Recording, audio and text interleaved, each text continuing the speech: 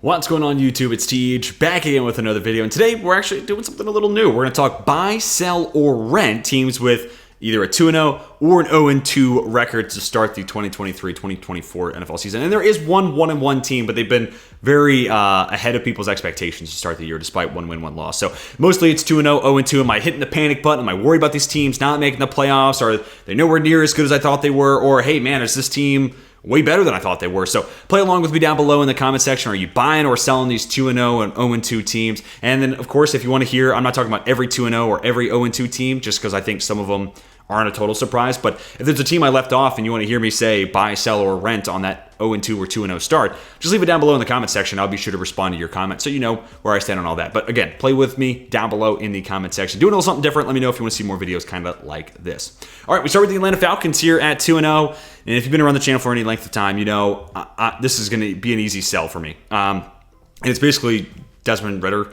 I just don't think he's all that good. I'm kind of getting to the point where it's like, if I had to win a game on Sunday, who would I rather start, Desmond Ridder or Josh Dobbs? Like, it's kind of a battle for who QB 32 starting-wise is in the league. And he's a good athlete, but I just don't think he does anything through the air that really impresses me. And that limits guys like Drake London, Kyle Pitts, Matt Collins, so on and so forth. And, you know, yeah, they got a good rushing attack. Yeah, they got a good offensive line. Defense has improved, sure, but I think there's going to be a week where they fall behind 10-0 early on, and they're not going to be able to overcome that deficit. And we're going to talk about the New Orleans Saints, another 2-0 team. And really what I mean here is, like, if you check out my season record predictions, I said the Falcons were the number 2 team in the division and go 8-9. It's not a bad record. That's a huge improvement over where they were last year. I still think this team gets about to 8-9. I think they're going to be about 500. But this 2-0 start, some people talk about they're the best team in the NFC South. I can't buy into that, so I'm definitely selling the Atlanta Falcons, basically because of Desmond Ridder. Let's move on now. Next squad to talk about. We're doing this in alphabetical order just in case you're curious as we go through this. Baltimore Ravens at 2-0. And again, if you've been around the channel, familiar with kind of my takes on football, you know I'm buying this one. I'm a big Lamar Jackson guy. I'm the weird Steelers fan who loves him some Lamar Jackson. And honestly, the change to hire Mike McDonald at DC was one that I was like, why would you move on from Wink Martindale? This guy getting head coaching interviews. Why?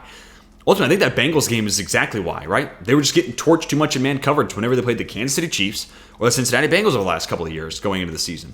So they make a change. They say, hey, good's good, but we need to be great. And they make a change, and it pays dividends this past Sunday. And I love that type of mindset from the front office as well as John Harbaugh. He coaches that team really, really well. And I'm a big Lamar Jackson fan, like I said, both as a runner but also as a passer. I think he's a better passer than a lot of people want to give him credit for.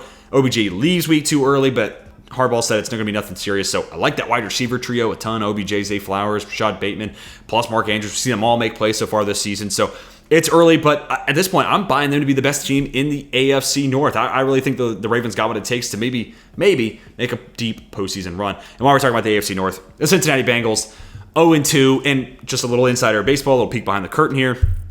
I was going to call this video fact or fiction. Do I think the record's fact or do I think it's fiction?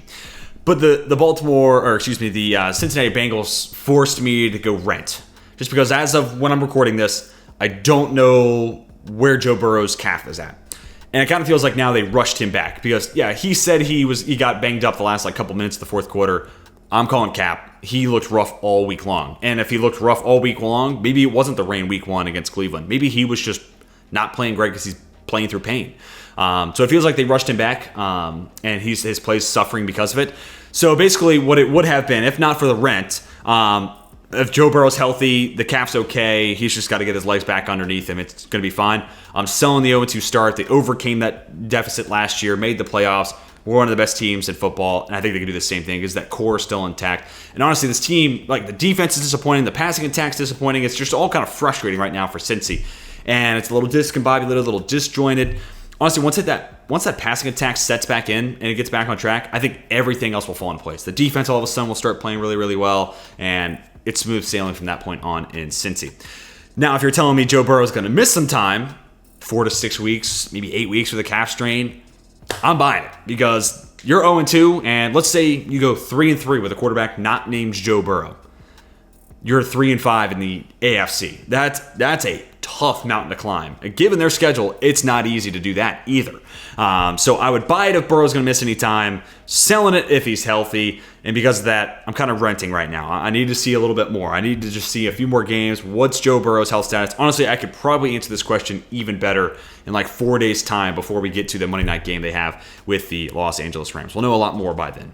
All right, then we're talking about the Denver Broncos, also 0-2. About a month before the season started, I just kind of had a light bulb go off, and I was like, man, I don't think Russell Wilson's good anymore. And I was already kind of like, man, the Sean Payton hire, I mean, he's an okay hire. He's a good person to hire, but you also gave up draft picks for it. So is it really a net positive for your franchise and for your team building, perspective? I was kind of lukewarm on it from that standpoint. And then I'm like, he's also just one guy. And I don't know if one guy can save a washed quarterback. And I think Russell Wilson's just, his best days are behind him. And I mean, I've always liked Russell Wilson. I'm from Virginia. He used to play for the same travel baseball coach that I did. I got a lot of reasons for why I should like Russell Wilson. I still think he's all that good anymore, man. I think he's washed. And, against Washington, he gets some single high looks in the first half, and he gets some big plays. He can trust wide receivers to win one-on-ones. He can lead Marvin Mims to get behind Emmanuel Forbes. He can make those throws. Commanders make some adjustments, start running some more too high shells, and all of a sudden, Russell Wilson looks like a completely different quarterback in the second half. And that's kind of the problem right now. His game doesn't really match up Sean Payton's. His game doesn't really match with what defenses are doing to offenses nowadays in the NFL. And I think he's a little old. He doesn't have the same ability. It's just not there. So I'm buying this team to continue to struggle. And honestly, at this point, I think they might have the worst record in the AFC West, which is a low bar considering I don't think the Raiders are very good. I think the Raiders have the worst defense in the NFL right now. And I think the Broncos might end up with a worse record than the Vegas Raiders. I know Denver's defense is good, but it's not New York Jets good, where they can stay competitive no matter who's at quarterback. They got pieces, but they still got holes like number 2 corner, some at linebacker. Edge could use an upgrade there too. So, I'm buying the Broncos 0-2 start, and I think it's going to be a long season for Broncos fans. Then we get to the Los Angeles Chargers. This is probably the one that hurts the most to do because I liked Brandon Staley as a hire. I was like, during that coaching carousel, you're hearing the Chargers talking to Eric Bieniemy. They got an interview with Brian Daboll, and I'm going crazy thinking about these offensive minds with Justin Herbert going into year 2. Oh my gosh, yes. All the talent plus those minds, this is going to be sick.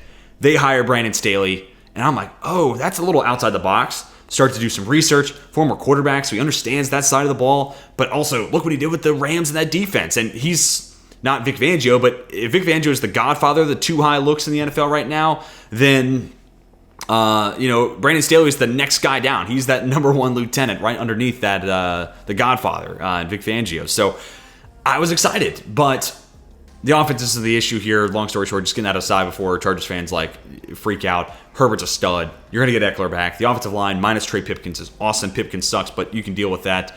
Not really, but for what I'm trying to convey here, you can live with it. Wide receivers are really good. Keenan Allen's coming off a huge game. But it's just that defense, man.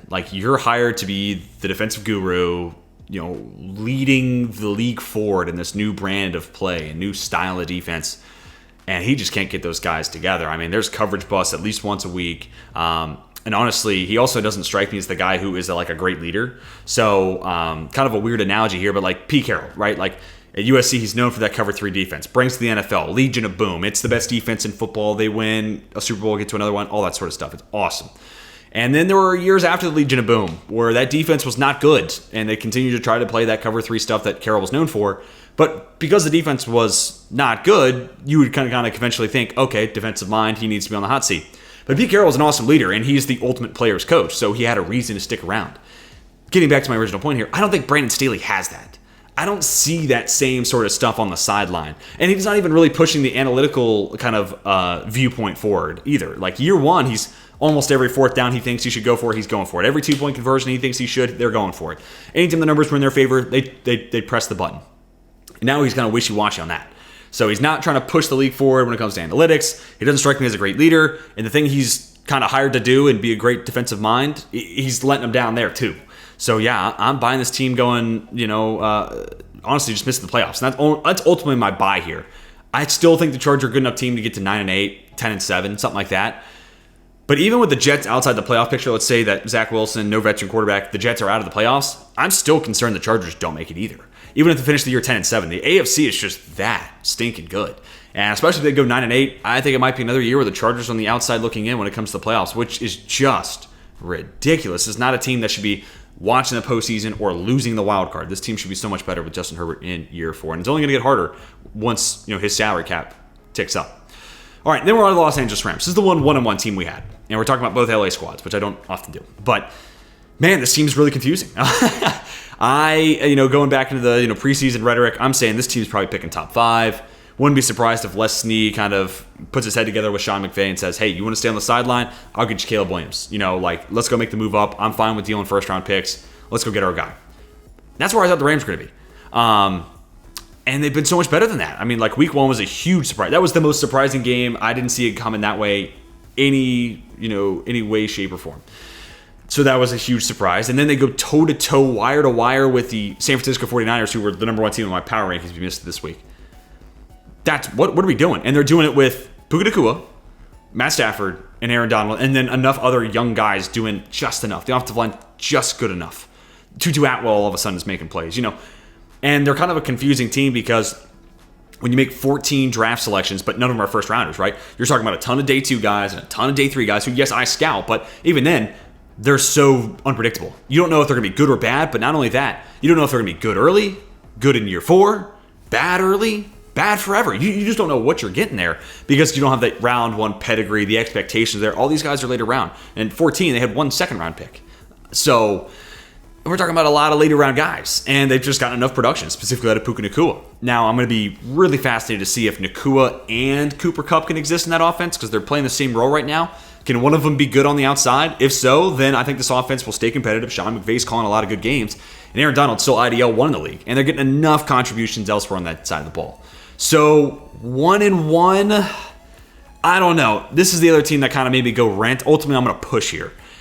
I think the Rams are going to be a 7-10 team, which again, I thought this team was going to be picking top 5 in the NFL draft. I thought it was going to get bad and get bad quick. Ultimately, I think McVay's calling good enough games that as long as Stafford's healthy, as long as Aaron Donald's out there on the field, they got their key components. So get Cooper Kupp back. We'll see what him and Nacua look like together, but at least one of them plays that role and gets a ton of production. So I'm going to push, which ultimately is kind of, in a lot of ways, me buying that the Rams are a lot better than I thought they were. I'm buying this as a team that can go wire to wire with the 49ers and beat a Seattle-esque team on a given week and get around 500. I think the Rams are a lot better than I expect them to be. So call it a rent, call it a buy, whatever you want. Next up, Minnesota Vikings at 0-2. And this is going to be the team this year that stays pretty high in my power rankings, and almost kind of the inverse of the Atlanta Falcons. The Atlanta Falcons are going to be the New York Giants for me this year, and I wish I had said this off top. The Giants were a team that had a good record, ultimately make the playoffs, right? But they never got above, I think, power ranking slot 14 for me.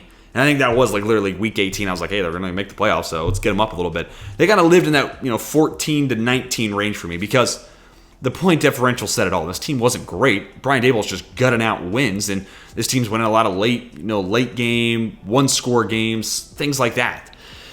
And I think the Falcons are going to be kind of that this year. On the other side of the coin, I think the Minnesota Vikings are going to be a team that in my power rankings kind of live in this 17 to 14 range, despite maybe they go 8-9 or something like that. Because the offensive firepower is there. I really like Kevin O'Connell. Now they make the trade for Cam Akers. Hopefully that helps the run game. It also comes down to that offensive line.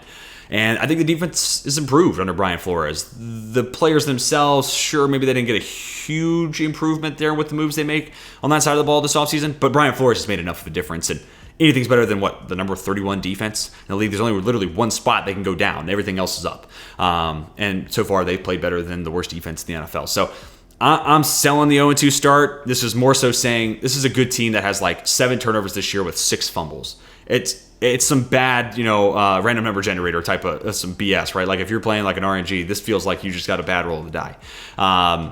And ultimately, I do think it's going to kind of break in their favor. I think there's going to be a point in the year where post-turnover bug, maybe they don't have a turnover for 3 weeks, and we're talking about Minnesota as one of the best offenses in the league. I could legitimately see that playing out. So we'll see. It's a long season. I could totally be wrong, but I'm selling this as an 0-2 team. This is a bad squad.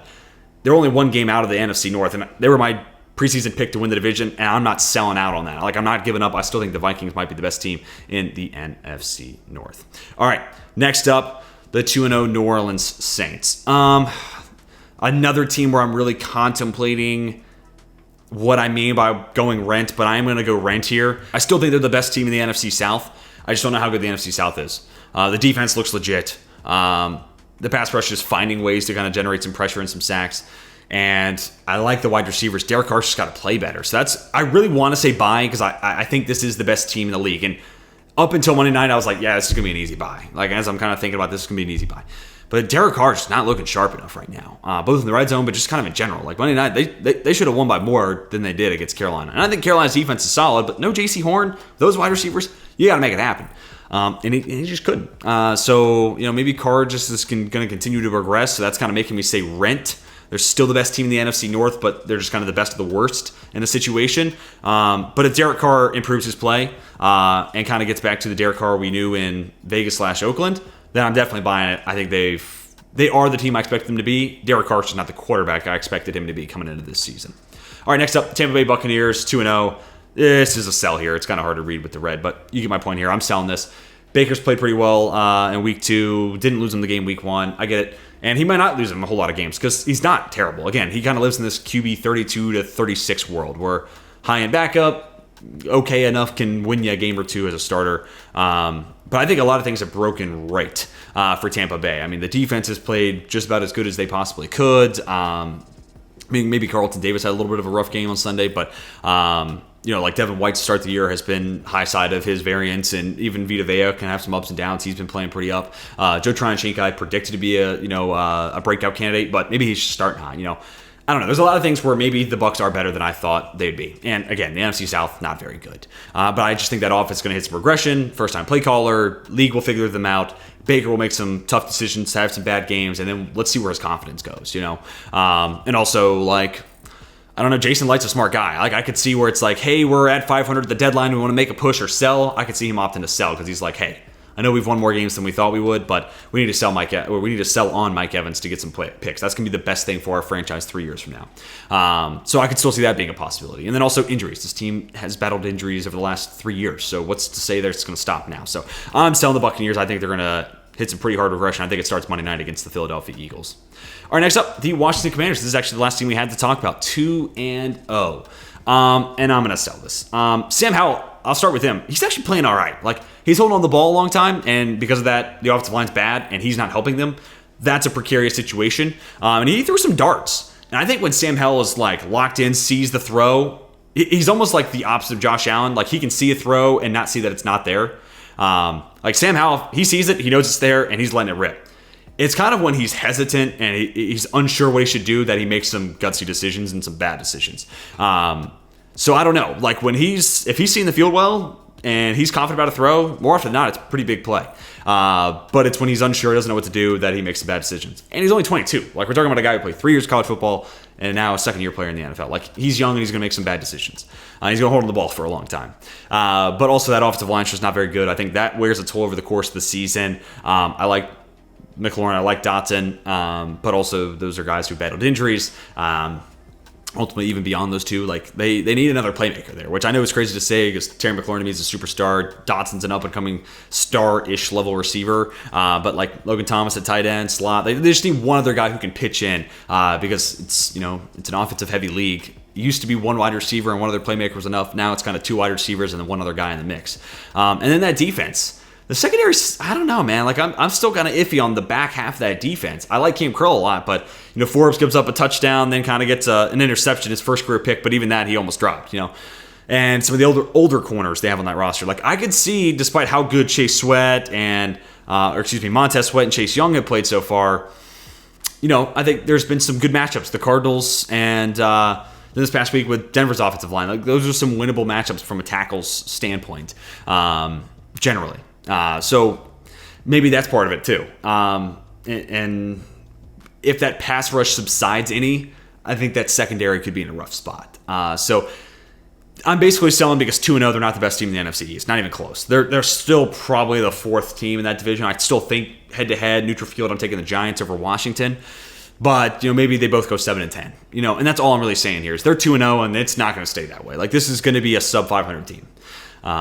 And that's kind of where I'm at right now with the Washington Commanders. But I have been overall impressed with Sam Howell. I think if the season were to just end right now, or let's just say we're at the end of the season and I'm feeling the way I feel about Sam Howell right now, then I feel like Washington can, you go somewhere other than quarterback in the first round. I think they can. So there's a point of positivity to end the video out for my Commanders fans. But guys, that's going to do it for my buy, sell, rent video. Let me know if you want to see more videos like this. I can definitely come up with some ideas. And also, if there's a 2-0 or an 0-2 team, or heck, you just want to know what I think about your favorite squad, drop it down below in the comment section. I'll be sure to respond to every comment on this video. I do that anyways, but I'll definitely make sure it's at top of mind for this one. But hopefully you guys enjoyed. Hit that like button if you did. Subscribe if you're new to the channel. I want to see more football content like this. But until next time, my name is Teach, and I'm signing off.